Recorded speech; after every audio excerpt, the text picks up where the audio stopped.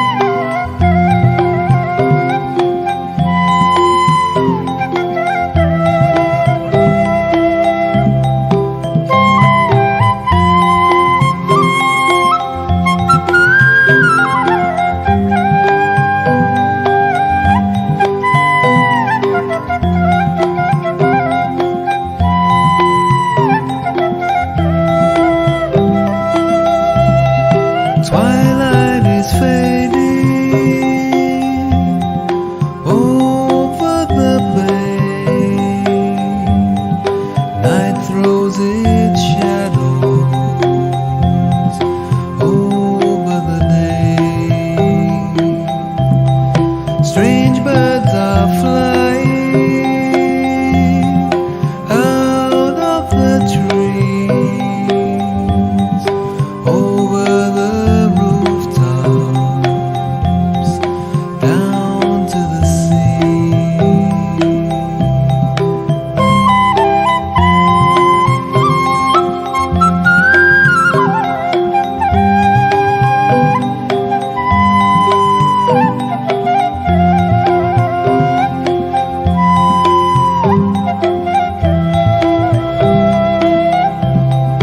Night brings the spirits here from afar. Gods go out walking under the stars, and the wild voices call as the warm rain falls, and we are so small in this world.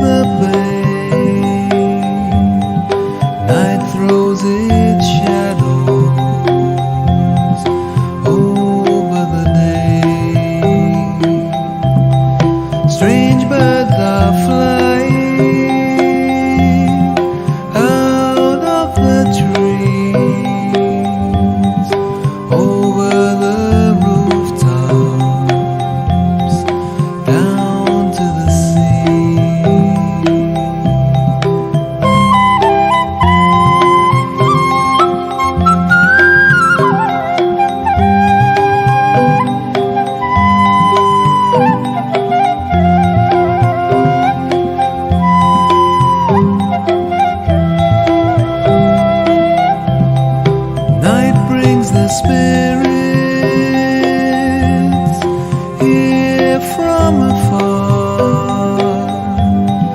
Gods go out walking under the stars, and the wild voices call as the warm rain falls, and we are so small in this world. Ya, kita lihat sudah selesai kita lakukan perancangan ya. Jadi yang pertama di sini komponen yang kita gunakan ada motor induksi 3 pasa, kemudian supply 3 pasa RST, setelah itu lampu indikator, stop button, start button, kontaktor, netral, dan pasa L1. Nah, jadi di sini saya akan sedikit menjelaskan apa saja komponen-komponen yang ada di dalam rangkaian ini.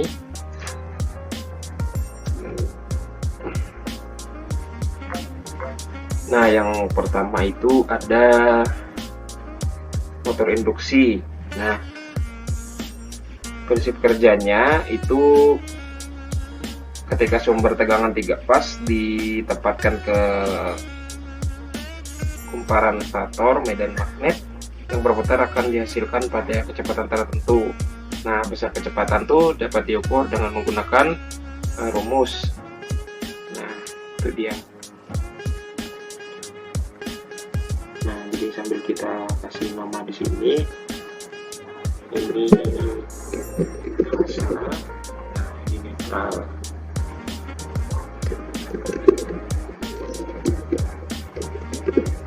Nah, selanjutnya ada yang komponen selanjutnya ada yang namanya kontaktor.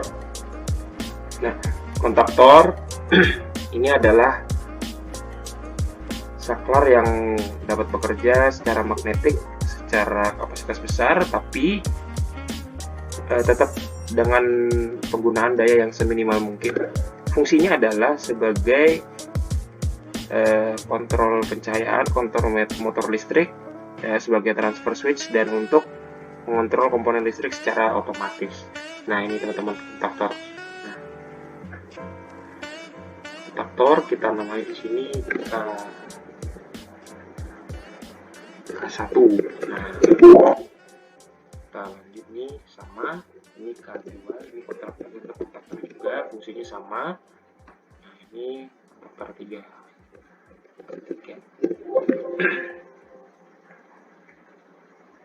Nah, baik, komponen yang selanjutnya ada yang namanya push button. Nah, push button itu yang mana? Nih, yang dua ini nih. Nah, ini push button. Ini push stop button, ini push start button. Nah, fungsinya untuk menghubungkan atau memutuskan aliran listrik dengan sistem kerja tekan unlock. Nah, tidak mengunci. Sistem kerja unlock berarti saklar akan bekerja sebagai device penghubung atau pemutus aliran arus listrik saat tombol ditekan dan saat tombol tidak ditekan. Maka saklar akan kembali pada kondisi yang normal. Nah, ini push stop button dan ini push start button. Kita berikan penamaan di sini S0. Nah, ini S1.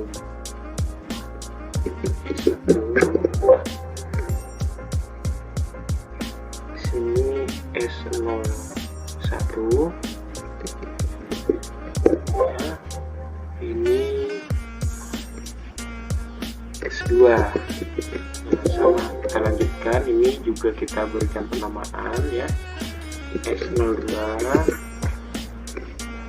Dan yang terakhir push buttonnya S3. Nah, selanjutnya ada komponen yang namanya itu pengunci. Nah, ini NO, normally open. Nah, NO ini adalah bagian dari kontaktor yang tugasnya untuk mengunci gitu ya, untuk mengunci arus yang sudah dialirkan dan diaktifkan melalui push button tadi. Nah, itu dia teman-teman. Nah, kita namain aja di sini ini K2. Nah, ini K1. Nah, oke. Selanjutnya ini K3 kalau nggak salah ya. Nah, K3, ini K2. Nah, yang terakhir ini K3 juga. Nah, lanjut kita ini namakan juga sama ini NC ya, tugasnya sama juga untuk mengunci juga. Kita beri penamaan K1. Ini K1 lagi. Ya, ini K2. Nah, ini K3. Nah, kemudian ada yang namanya di sini komponen adalah lampu indikator. Nah, lampu indikator ini merupakan komponen yang digunakan sebagai lampu tanda. Nah, lampu ini digunakan untuk berbagai keperluan, misalnya untuk menunjukkan fasa R, S, dan T, kemudian line 1, 2, dan 3. Selain itu juga lampu indikator digunakan sebagai indikasi bekerja atau tidaknya suatu sistem kontrol, teman-teman. Nah, jadi langsung kita namain sini L1, L2, L3, dan L4. Nah, selain bisa diberi nama, lampu ini di software ini ada fitur kalau lampu ini bisa kita beri warna gitu ya teman-teman. Nah, kita klik kanan, ada color di sini. Coba kita ganti blue supaya warnanya berbeda. Ini green, ya, ini yellow, dan ini magenta kalau nggak salah. Nah, magenta. Nah, selanjutnya ini motor listrik tadi yang sudah saya jelaskan ya, wiringnya atau pengabelannya sesuai dengan fasa RST secara berurutan.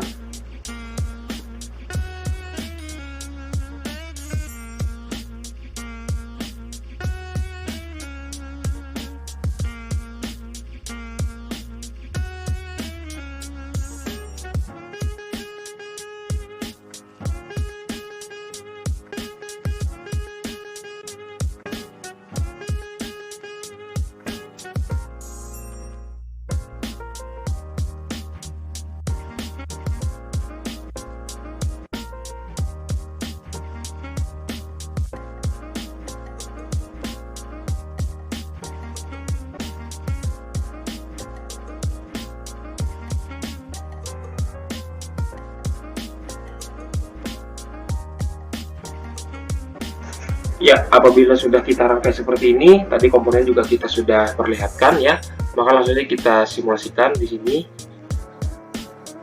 Oh, ya saya ini lupa ya, ternyata masih ada yang belum diberikan nama, teman-teman.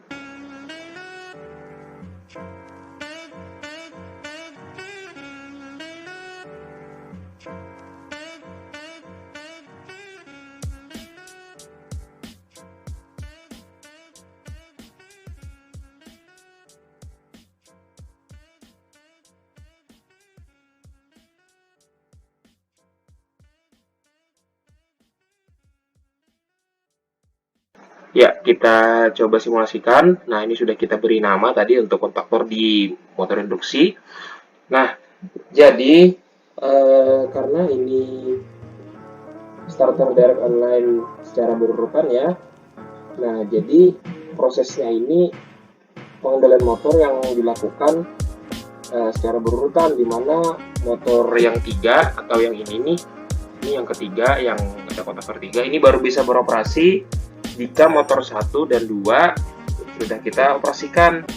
Nah, jadi kita simulasikan.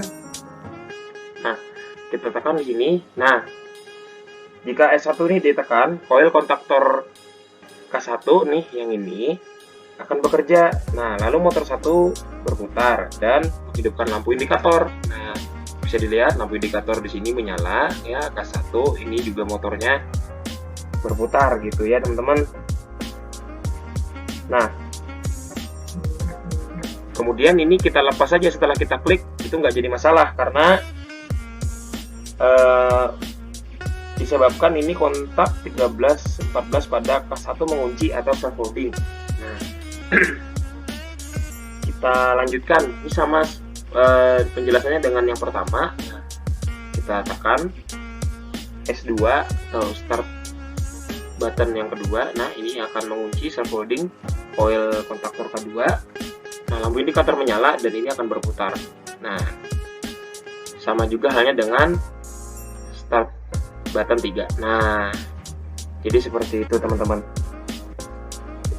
Nah, sebelum motor 1 berputar, apabila S2 ditekan, maka motor 2 tidak akan berputar. Nah, itulah tadi kenapa dibilang berurutan, karena apabila kita loncat gitu ya tahapnya, misalkan ini kita mematikannya pun harus berurutan juga dari S02 dulu. Nah, baru bisa. Nah, gitu. Oke. Nah, kemudian di sini ada pertanyaan nih. Nah, bagaimana jika K3 ini berputarnya itu anti-clockwise atau berlawanan arah jarum jam? Situasinya bagaimana? Nah, kalau misalkan terjadi anti-clockwise pada motor induksi, artinya ada wiring yang terbalik di sini fasanya. Kita contohkan, kita simulasikan di sini ya. Nah, ini fasa T dan S-nya kita tukar terlebih dahulu. Nah, kita tukar, jadi fasa S dan T-nya kita tukar. Nah,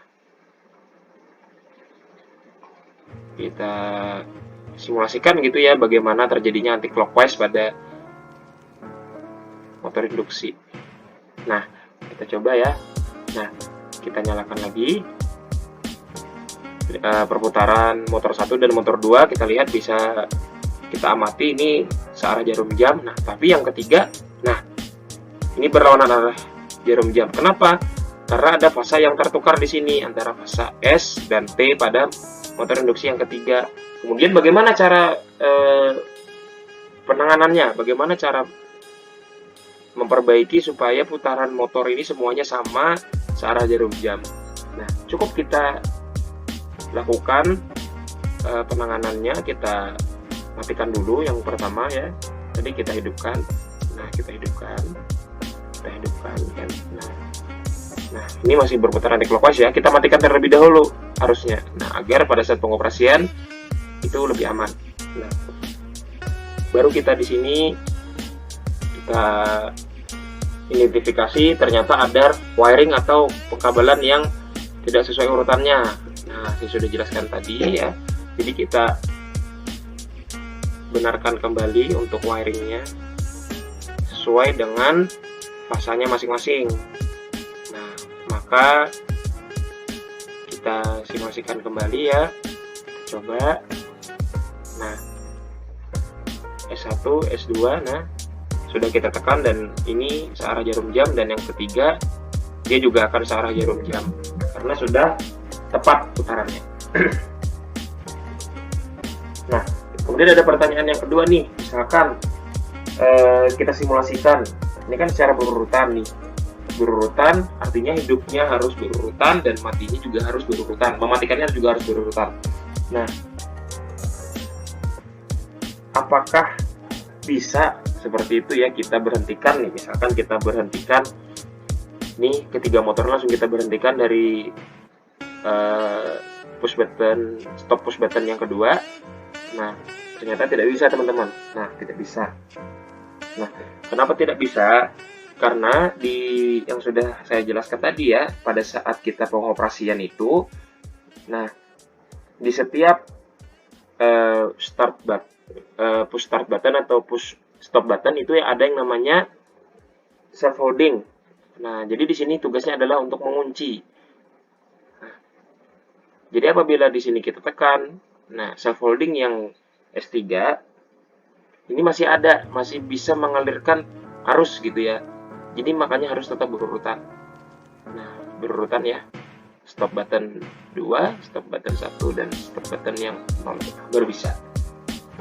Nah, ini sambil kita run aja ya, kita simulasikan kembali. Nah, simulasikan. Nah, kemudian ada pertanyaan, bagaimana jika ada satu kondisi atau situasi kita sudah melakukan pengoperasian dengan betul wiring gitu ya, wiring sudah benar, kemudian ternyata ada beberapa komponen yang cacat atau rusak yang mengakibatkan hasil dari motor induksi ini tidak maksimal.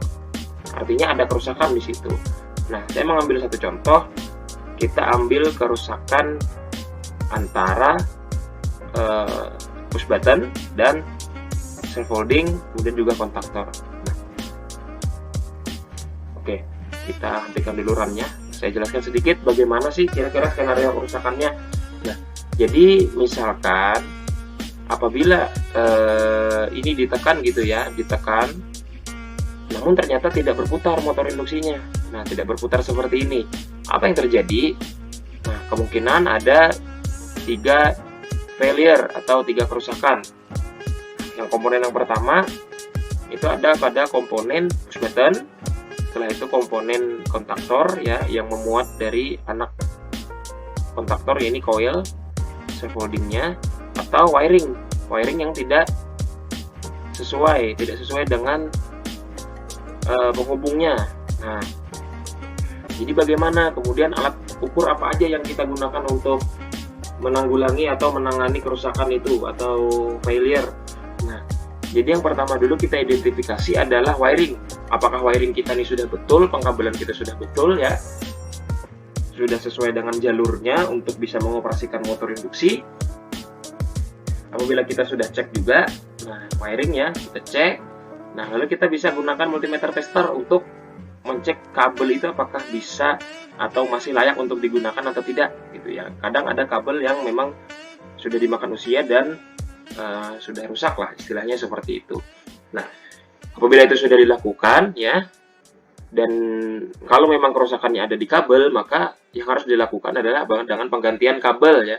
Penggantian kabel lalu kita hubungkan kembali seperti rangkaiannya supaya bisa bekerja. Nah, kemudian kalau misalkan kabel sudah kita periksa, kita ganti, masih terjadi kerusakan atau tidak mau beroperasi gitu ya, artinya hanya ada 2 kemungkinan yang saya tahu ya.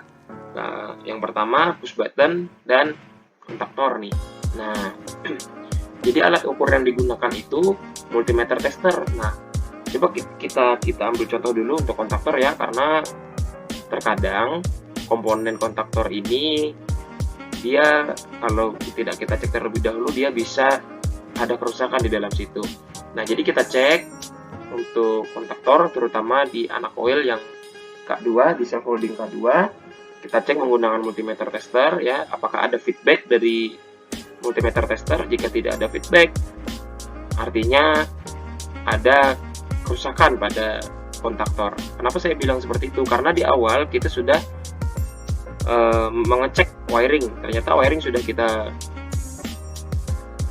tangani, sudah betul gitu ya, tapi ternyata masih tidak mau, artinya bisa terjadi di kontaktor ini. Nah, kita lakukan pengukuran. Apabila tidak ada feedback dari multimeter tester, maka yang harus dilakukan adalah penggantian kontaktor ya, penggantian kontaktor.